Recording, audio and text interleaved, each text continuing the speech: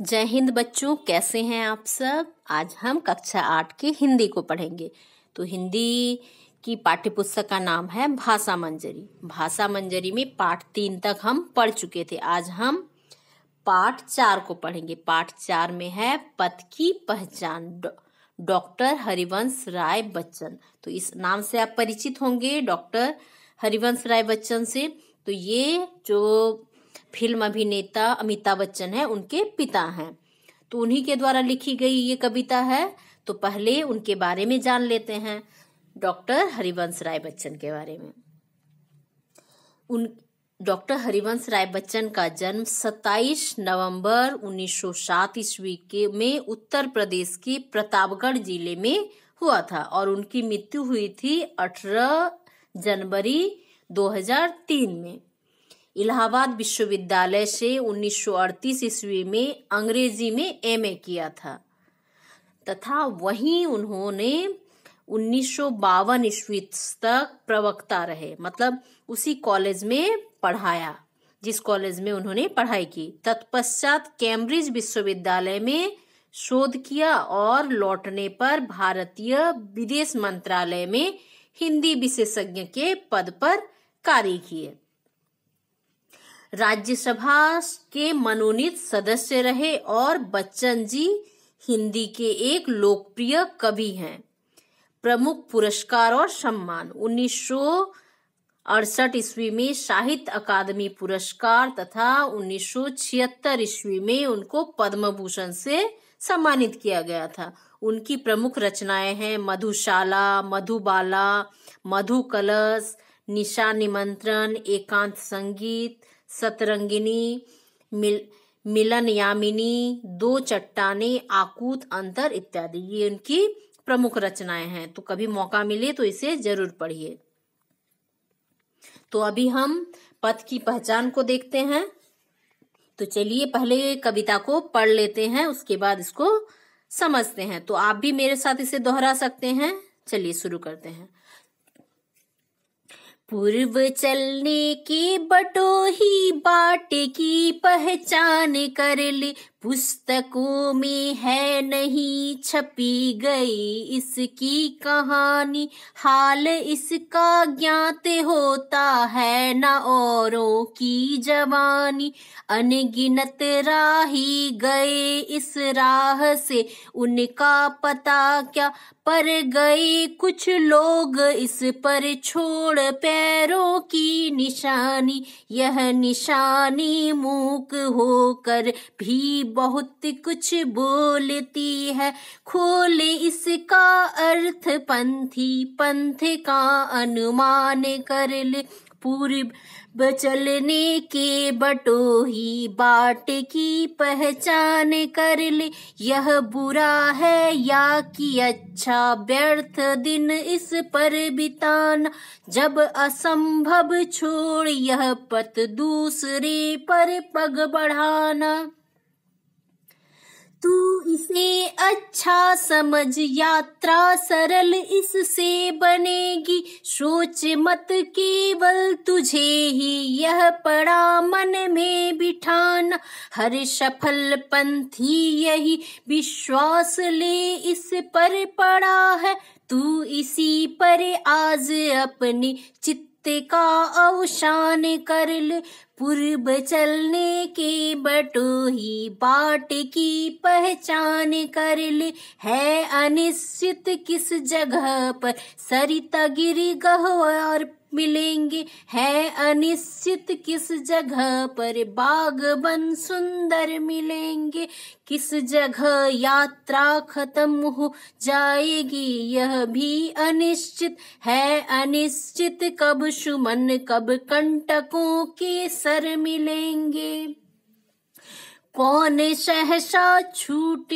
जाए कौन मिलेंगे, कौन सहसा आ पड़ी कुछ भी रुकेगा, तू न ऐसी आने कर ले, पूर्व चलने के बटोही बाट की पहचान कर ले, कौन कहता है कि सपनों को न आने दे हृदय में, देखते सब हैं इन्हें अपनी उम्र अपने समय में, और तू कर यत्न भी तो मिल नहीं सकती सफलता, ये उदय होते लिए कुछ ध्येय नैनों के निलय में, किंतु जग के पथ पर यदि स्वप्न दो तो सत्य दोष, स्वप्न पर ही मुग्ध मत हो, सत्य का भी ज्ञान कर ले, पूर्व चलने की बटोही बाट की पहचान कर ले,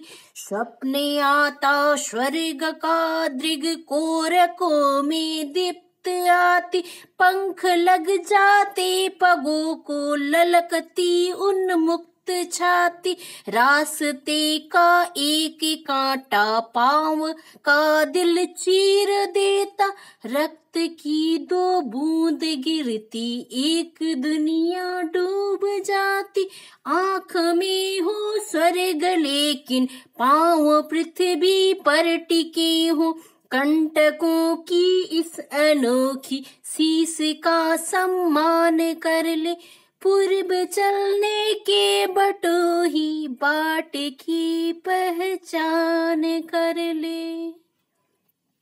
तो कितनी अच्छी कविता है ना, कैसी लगी आपको कविता? ये हरिवंश राय बच्चन जी ने लिखा है। तो इसमें बहुत अच्छा संदेश दिया गया है, इसको हम समझते हैं। तो डॉक्टर हरिवंश राय बच्चन ने इसे जीवन के पथ पर चलने वाले सभी प्रतीकों को और उसका राह बताने के लिए ये पथिक का उदाहरण देकर समझाने का प्रयास किया है। तो आप कहेंगे कि जीवन का पथिक कौन है? ये जो बाट का पथिक, जो बटोही पूर्व चलने के बटोही बाट की पहचान कर ले। तो बटोही किसे कहा गया है? इसमें बटोही मतलब होता है जो रास्ते पर चला हुआ है। ये जैसे चित्र में दिख रहा है ना, तो ये क्या है? पथिक है जो रास्ते पर निकला हुआ है अपने जीवन यात्रा में। तो इसमें बटोही को तो एक उदाहरण मान लिया गया है, लेकिन ये जो कविता है इसमें हम सभी के लिए संदेश दिया गया है। जीवन के पथ में जब हम चले तो हमें किस तरह की मुसीबतों का सामना करना पड़ेगा, किस तरह से हमें चलना पड़ेगा, उसके बारे में उन्होंने इस कविता के माध्यम से हमें बताने का प्रयास किया है। इसलिए आप इसे ध्यान से सुनिए और ध्यान से समझने का कोशिश कीजिए। पूर्व चलने के बटोही बाट की पहचान कर ले। तो जब हमको इस संसार में चलना है, उससे पहले इस रास्ते पर, जिस रास्ते पर हम चलेंगे उसकी हम पहचान कर लेंगे। पुस्तकों में है नहीं छापी गई इसकी कहानी। तो हमें किस रास्ते में चलना है, हमें जीवन पथ में किस तरह आगे बढ़ना है, ये आपको किसी पुस्तक में नहीं मिलेगा। और हाल इसका ज्ञान होता ना है ना औरों की जबानी, और ना ही आपको इसके बारे में किसी के कोई आपको बताएगा कि आपको इस तरह से जाना है। किसी और की बोलने के द्वारा आप उस रास्ते को तय करें, ऐसा भी नहीं है, क्योंकि रास्ता आपको स्वयं तय करना है। वो रास्ता आपको ना पुस्तकों में मिलेगा ना किसी के द्वारा मिलेगा। तो ये जो रास्ता है आपको अपने अनुभवों से पार करना है, और जो पहले लोग इस रास्ते पर गए हैं उनके अनुभवों को काम पे लगाकर हमको ये जो जीवन रूपी रास्ता है इसको पार करना है। अनगिनत राही गए इस राह से, अनगिनत राही गए इस राह से, मतलब जो जीवन रूपी रास्ता है इसमें हमारे पूर्वज, फिर हमारे दादाजी, पिताजी, इस तरह से बहुत सारे लोग इस पथ पर रोज जा रहे हैं और चलते ही जा रहे हैं। बहुत सारे लोग, अनगिनत लोग जा रहे हैं, उनका पता क्या, लेकिन उनके बारे में समाज भूल जाते हैं, हम भूल जाते हैं। एक पीढ़ी के बाद आपके दादाजी के पिताजी का क्या नाम था आप वो भी भूल जाते हैं, उन्होंने क्या काम किया था वो भी भूल जाते हैं, लेकिन किनका नाम याद रहता है? पर गए कुछ लोग इस पर छोड़ पैरों की निशानी, और उन्हीं लोगों के पद चिन्ह रह जाते हैं जिन्होंने महान काम किए हैं। और ऐसे कुछ लोग आपको इस पथ में मिल जाएंगे। जैसे हमारे जो विद्वान है, जैसे डॉक्टर APJ अब्दुल कलाम, बोली स्वामी विवेकानंद, सरदार वल्लभ भाई पटेल, ये लोग क्या हैं, एक उदाहरण है समाज में। और इनके नाम अब भी, चाहे उनके घर वाले ही नहीं, पूरा देश उनको याद करता है, उनके अनुकरण करता है। क्यों? क्योंकि उनके जो कार्य थे वे भूलने वाले नहीं थे, याद करने वाले थे। तो हजारों लोग इस देश में जन्म लेते हैं, मर जाते हैं, लेकिन उन लोगों को लोग नहीं याद करते हैं। लेकिन कुछ लोग होते हैं जिनके पैरों के निशान रह जाते हैं उनके कर्मों के द्वारा, और उन्हीं के द्वारा बताए गए रास्ते पर हम चलने का प्रयास कर सकते हैं। यह निशानी मूक होकर भी बहुत कुछ बोलती है। और ये जो महान लोगों के पैरों के निशान रह गए हैं, उनके कार्यों की छाप, कामों की छाप रह गई है, वो तो मूक है, लेकिन वो खुद से नहीं बोलती है, लेकिन हम उसको, वो ना बोलकर भी हमको प्रेरित करती है। हम उसके रास्ते पर चल सकते हैं जिस रास्ते पर वे चले हैं।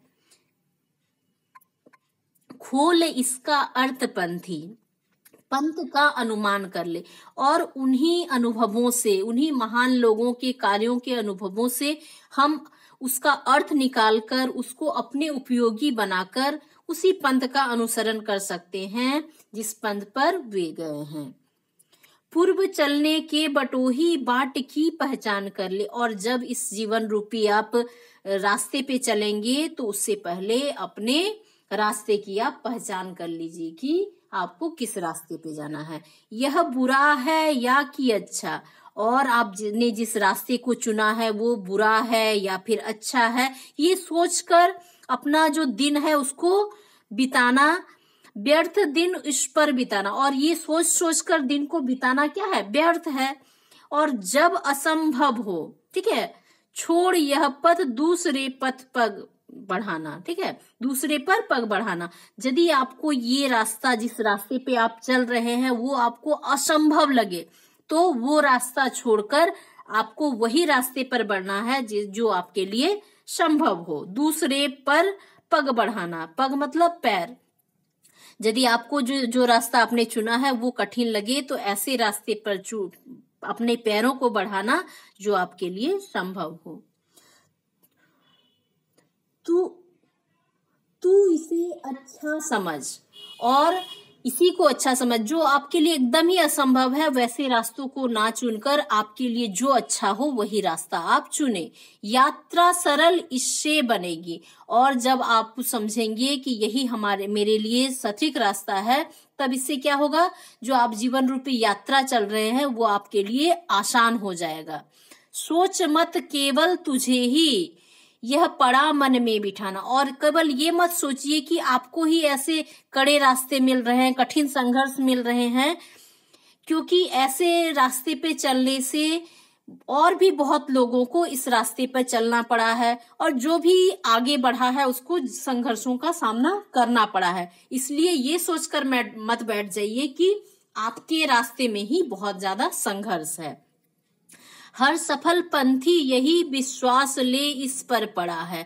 और जितने भी पंथी, जितने भी पथिक इस जीवन रूपी रास्ते पे चले हैं, और जो वही लोग सफल हो सके हैं जिनके मन में अडिग विश्वास है कि वे इसे कर सकते हैं और ये उनके लिए सही रास्ता है।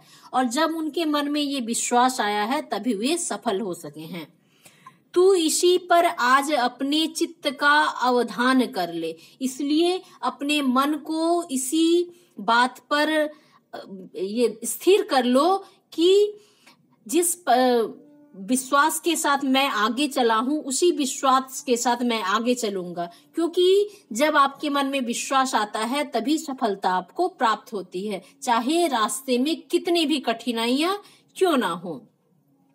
तो वो कठिनाइयां सारी फीकी पड़ जाएगी आपके दृढ़ विश्वास के सामने।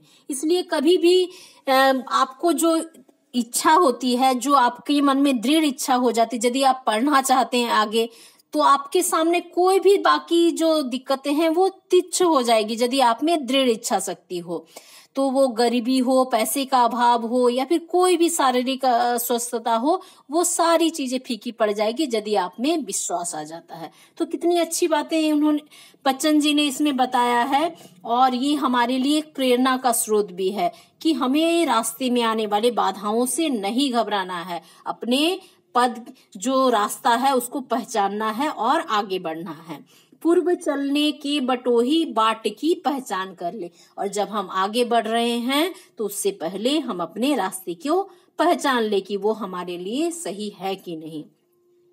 है अनिश्चित किस जगह पर, तो ये भी ठीक नहीं है कि कहाँ हमको कैसे बाधाएं मिलेगी। सरिता, गिरी, गह्वर मिलेंगे, कहीं गहरे गड्ढे मिलेंगे, कहीं पहाड़ मिलेंगे, कहीं नदियां मिलेगी, लेकिन ये सारी बाधाओं को हमको पार करना है। और हमको ये भी नहीं पता है कि ये बाधा हमको किस जगह मिलने वाले, हम किस रास्ते से चलें तो ये बाधा मिलेगी, तो ये भी निश्चित नहीं है, लेकिन फिर भी हमको इन बाधाओं को पार करना है। तो ये जो सरिता, नदी, पहाड़, गिरी, पहाड़ और गड्ढे के बारे में कहा गया है, ये हमारे जीवन में भी बहुत तरह की बाधाएं आते हैं। कभी कभी हम अस्वस्थ हो जाते हैं, कभी कभी पैसे का अभाव होता है, कभी कभी कोई हमसे दूर हो जाते हैं। तो ये सारे अभाव क्या होते हैं, अनिश्चित होते हैं। ये फिक्स नहीं रहता कि इस समय ये हमारे आगे ये परेशानी आएगी, ये समस्या आएगी, ये फिक्स नहीं रहता है। तो ये सारी चीज क्या है, अनिश्चित है अनिश्चित किस जगह पर बागबन सुंदर मिलेंगे। और ये भी अनिश्चित है कि कौन सा रास्ते पर हम जाएंगे तो हमको बहुत अच्छा जीवन मिलेगा, खुशियां मिलेगी। तो इसको क्या कहा गया, बागबन। तो हम किस रास्ते से जाएंगे तो हमको सुंदर सुंदर बाग, जंगल और सुंदरता मिलेगा। मतलब हमारे जीवन में हम किस रास्ते पे चलेंगे तो हमको खुशियां मिलेगी, सारी आनंद मिलेंगे, उत्साह मिलेंगे। तो ये कंपेयर किया गया है जीवन से कि कभी कभी हमको अनचाहे ही बहुत सारी समस्याएं आ जाती है हमारे सामने, या फिर बहुत सारी खुशियां भी आ जाती है, लेकिन हमको ये पता नहीं रहता कि कहाँ खुशी मिलेगी, कहाँ समस्या मिलेगी, क्योंकि ये सारे चीज अचानक से ही घटित होते हैं। लेकिन हमको इनसे डरना नहीं है और आगे बढ़ते जाना है। किस जगह यात्रा खत्म हो जाएगी यह भी अनिश्चित। और हमारी जो यात्रा है वो कहाँ खत्म होगी, मतलब हमारी कब मृत्यु हो जाएगी, हमारा जीवन कब समाप्त हो जाएगा, ये भी ठीक नहीं है। क्योंकि किसी को तो नहीं पता कि कब कौन मरेगा, कब किसकी मृत्यु होगी, ये बिल्कुल अनिश्चित बात है।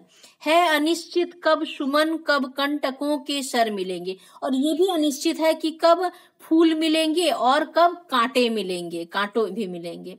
तो ये भी अनिश्चित है कि कब हमको खुशियां मिलेगी और कब दुख मिलेगा। लेकिन इन सब को तुच्छ करते हुए हमको आगे बढ़ना है।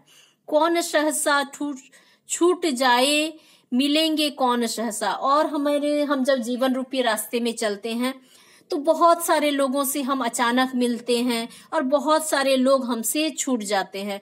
कब हमारे प्रियजनों की मृत्यु हो जाती है, और कभी कभी क्या होते हैं, बहुत सारे नए लोगों से हमारा मिलना होता है।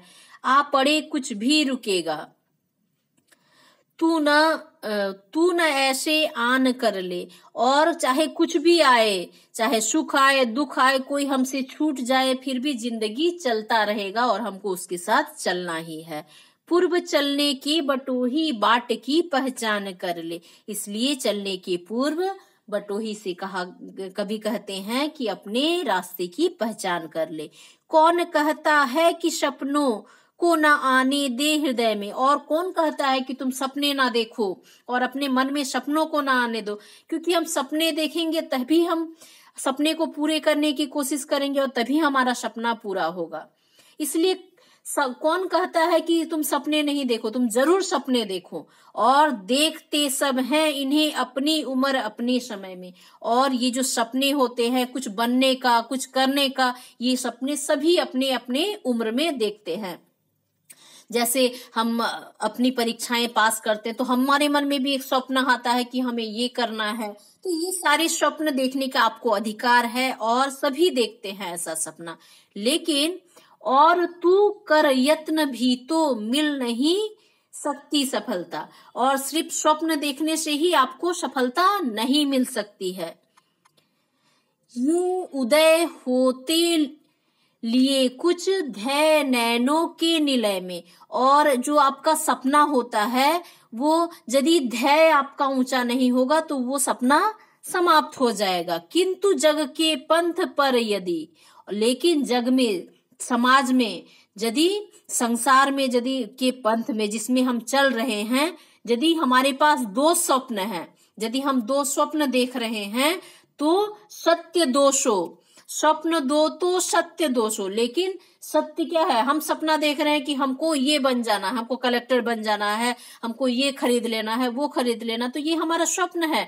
लेकिन ये स्वप्न को पूरा करने के मार्ग में जो कठिनाइयां हैं उससे जुड़े सत्य 100 हैं, 200 हैं, ठीक है। तो अनगिनत है, मतलब हम स्वप्न देख रहे हैं लेकिन उसको पूरा करने के लिए हमको बहुत सारे सत्य का सामना करना पड़ेगा। स्वप्न पर हो मुग्ध मत हो, और स्वप्न पर कभी भी मुग्ध मत होइए कि हम स्वप्न देख रहे हैं और उसी में डूबे हुए हैं, लेकिन कर्म ही नहीं कर रहे हैं, सत्य से परिचित ही नहीं हो रहे हैं कि ये स्वप्न कैसे पूरा होगा। सत्य का भी ज्ञान कर ले, और स्वप्न तो देखिए लेकिन उस पे डूबे मत रहिए कि बस स्वप्न देख रहे हैं, सोए हुए हैं, स्वप्न देख रहे हैं, सोच रहे हैं कि हमको ये करना है, लेकिन आप उससे जुड़ा कर्म नहीं कर रहे, उसके सत्य को नहीं जान रहे हैं। इसलिए सत्य को भी पहचानिए कि किस तरह से आपका स्वप्न पूरा होगा। पूर्व चलने के बटोही बाट की पहचान कर ले, और चलने के पूर्व फिर कहते हैं हरिवंश राय बच्चन की अपने पथ को पहचान लो। ए बटोही, जिस पथ पर, संसार रूपी पथ पर तुम चल रहे हो, उसे पहचान लो। स्वप्न आता स्वर्ग का, तो हम स्वप्न किसका देखते हैं? अच्छी अच्छी चीजों का देखते हैं। स्वर्ग मतलब सुंदरता, सारा भव्यता, तो सुंदर सुंदर चीजों का हम सपने देखते हैं। दृग कोकरों में दीप्त आती, और जो हमारे मन में उदासी है उसमें उजाला आ जाता है जब हम अच्छी अच्छी चीजों का स्वप्न देखते हैं। पंख लग जाते पगों पर, और हमारे पैरों में भी पंख लग जाते हैं और हम उड़ने लगते हैं और बड़ी बड़ी चीजों को सोचने लगते हैं। ललकती उन्मुक्त छाती, और हमारे जो हृदय है वो खुशी से भर जाता है और उन्मुक्त हो जाता है, एकदम उमंग से भर जाता है। रास्ते का एक कांटा पांव का दिल चीर देता, लेकिन हमारे मार्ग पर यदि एक भी बाधाएं हैं तो वो भी हमारे सपनों को चीर सकता है, हमारे पांव का जो दिल है उसको चीर सकता है। हम मतलब ये हमारे सपन के मार्ग में बाधा बन सकता है यदि रास्ता में एक भी वैसी बाधाएं आ जाए। रक्त की 2 बूंद गिरती, और रक्त के 2 बूंद भी गिर सकते हैं। इस मतलब बहुत सारे हमारा परिश्रम लग सकता है उस सपने के पीछे। एक दुनिया डूब जाती, और इससे क्या है, एक यदि राह में कोई मुसीबत आई और हम उसमें हमारा जो परिश्रम लगा और हम उसमें डूब गए, लेकिन फिर भी क्या है कि आंख में हो स्वर्ग, लेकिन, और हमारे आंख में क्या है, स्वर्ग है, अच्छी अच्छी बातें हैं, लेकिन फिर भी क्या है, हमको इस पृथ्वी से ही, जमीन से ही जुड़े रहना है। हमने स्वप्न देख लिया और हम बड़ी बड़ी बातों को सोच रहे हैं, बड़े बड़े चीज कर रहे हैं, लेकिन हम उसके लिए सही कर्म नहीं कर रहे, मेहनत नहीं कर रहे हैं, प्रयास नहीं कर रहे हैं, तो हम कभी सफल नहीं हो सकते। इसलिए स्वप्न तो बहुत देखिए, लेकिन उसको पूरा करने के लिए हमें मेहनत करना होगा, पाँव को कष्ट देना होगा, अपने शरीर को कष्ट देना होगा, पसीना रूपी रक्त भी बहाना होगा, वरना हम क्या होंगे, इस संसार में डूब के रह जाएंगे, बस अपने स्वप्ने में ही डूब के रह जाएंगे और हम सफलता की उस ऊंचाई को नहीं छू पाएंगे। और कंटकों की इस अनोखी सीख का सम्मान कर लो, और जो हमें रास्ते में कांटे या फिर बाधा मिलेंगे, समस्याएं मिलेंगी, उससे क्या है, हमें हर समस्या से कुछ ना कुछ सीखने को मिलेगा, और जितना हम बाधाएं झेलेंगे हम उतने मजबूत बनते जाएंगे और उतना हमारे पास अनुभव बढ़ता जाएगा, हम उतने सीखते जाएंगे। बोलते हैं ना कि असफलता ही सफलता की कुंजी है, हम जितने असफलता को पाएंगे उतने ज्यादा सफलता के करीब आ जाएंगे। Failure is the pillar of success, और क्या है, असफलता ही सफलता की सीढ़ी भी है, ठीक है, पिलर है, उसका नींव है। तो इस तरह से हमको असफलताओं से भी सीखना है, मतलब कांटाओं से, जो रास्ते में पड़ने वाले कांटे हैं उनसे भी हमको सीख लेना है, जो बाधाएं हैं उनसे भी सीख लेना है, और सीख का सम्मान कर ले, और उस सीखे हुए बातों को अपने जीवन में उतारेंगे, तभी हम सफल हो पाएंगे। तो कितनी अच्छी अच्छी बात हमें हरिवंश राय बच्चन जी ने बताया, इसको यदि हम अपने जीवन में उतार लेते हैं तो हमारे सामने चाहे जितनी भी बाधाएं आए, हम अपने मंजिल को जरूर पा लेंगे। वे कहते हैं, पूर्व चलने के बटोही बाट की पहचान कर ले। इसलिए आप जो रास्ता चुन रहे हैं उसके पहले आप अपना जो प्लानिंग है वो कर लीजिए और फिर उस बाट पर चलिए, तब आपको 100% सफलता मिल सकती है। तो आशा करती हूँ ये चैप्टर आपको अच्छा लगा होगा। इसको आप अच्छे से पढ़िए, कविता को याद कर लीजिए, सुर के साथ पढ़ने का कोशिश कीजिए और मैं जिस तरह से दोहरा रही हूँ मेरे साथ आप भी दोहराइएगा और इसको पढ़िए। और कोई दिक्कत होगा तो जरूर कमेंट कीजिएगा। थैंक यू और जय हिंद बच्चों, पढ़ते रहिए।